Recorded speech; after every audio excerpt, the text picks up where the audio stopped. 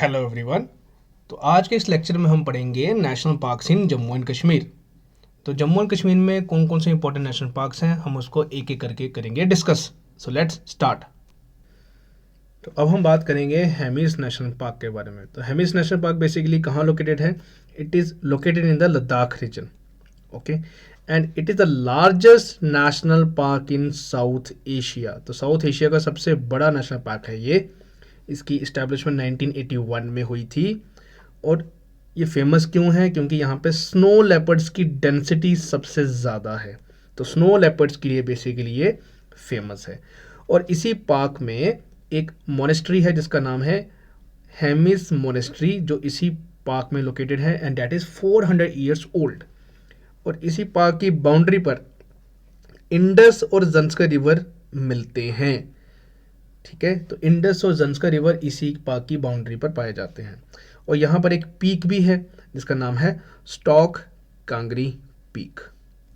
तो these are the important points जो इस नेशनल पार्क के बारे में आपको जानना है। और इस मैप के थ्रू हम अपने हेमिस नेशनल पार्क को करेंगे लोकेट। तो ये है हमारा हेमिस नेशनल पार्क। अब हम बात करेंगे किश्तवाड़ नेशनल पार्क के बारे में।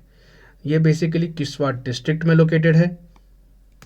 ओके, और इसका एरिया 425 स्क्वायर किलोमीटर है। और इसका जो मेन एम था वो भी स्नो लेपर्ड्स, जो कि एक इंडेंजर्ड स्पीशीज़ है, उसको प्रोटेक्ट करने के लिए इसको बनाया गया था। ठीक है, और इस पार्क के किनारे पर या इसके सराउंडिंग में कौन सी रिवर्स हैं?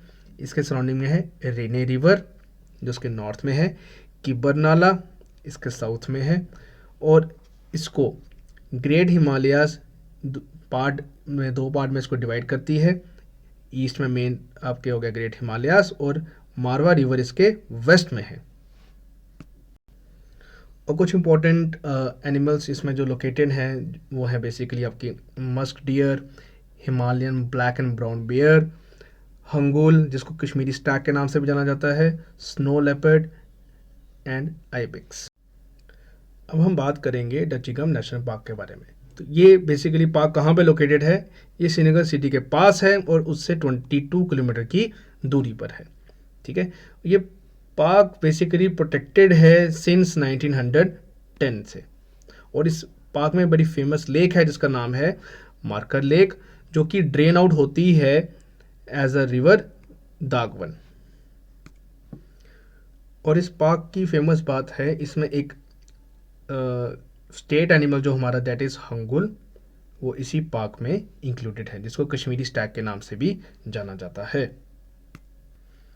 सो in this map we will try to locate the Dachigam National Park. तो ये है आपका डचीगम नेशनल पार्क, जो कि श्रीनगर सिटी के पास लोकेटेड है। अब हम बात करेंगे सलीम अली नेशनल पार्क के बारे में। ये भी श्रीनगर डिस्ट्रिक्ट के पास ही है, और इसका जो टोटल एरिया है डेट इज़ 9 स्क्वायर किलोमीटर, और इसको सिटी फॉरेस्ट नेशनल पार्क के नाम से भी जाना जाता है।